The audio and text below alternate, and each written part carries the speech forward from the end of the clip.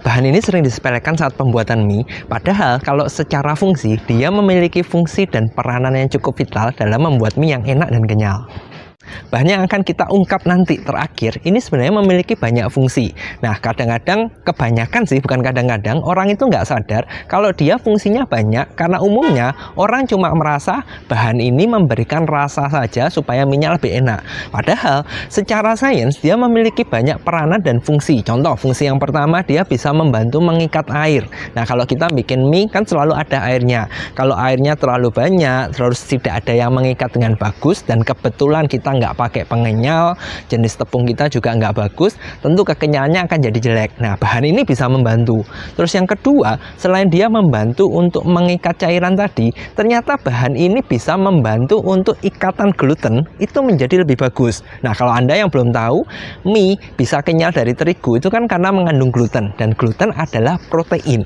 Semakin banyak glutennya, semakin aktif proteinnya, dan semakin banyak yang terikat satu dengan yang lain, maka kekenyalan mie ini akan jadi lebih bagus. Nah, fungsi dari bahan ini, dia bisa membantu ikatan glutennya itu menjadi lebih rapat, makanya hasilnya lebih kenyal lagi.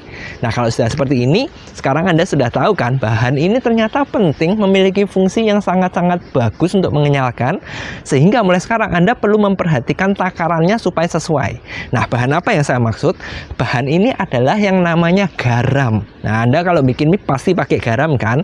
Kalau selama ini Anda cuma pikir garam itu memberikan rasa supaya asin, ternyata nggak sesimpel itu, dia bisa memiliki banyak fungsi. Nah, ketika garam ini ketemu dengan pengenyal yang berjenis fosfat seperti STPP, ikatannya dia, glutennya dia akan menjadi lebih optimal, sehingga hasil mie-nya juga menjadi lebih kenyal.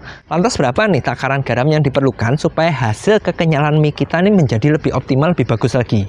Secara sains, ini jadi bukan secara rasa, secara sains untuk mengikat gluten lebih bagus, dia untuk mengenyalkan lebih bagus, minimal takaran dari garam adalah 2% sampai 3% dari adonannya. Jadi kalau Anda bikin 1 kilo adonan, maka garamnya sebaiknya Anda pakai sekitar 20 sampai 30 gram. Lalu tanya, kira-kira apa nggak terlalu asin? Tenang aja, tidak akan terlalu asin karena sifatnya dari tepung itu kan menutupin. Kalaupun Anda khawatir asin, Anda pakailah minimalnya 20 gram.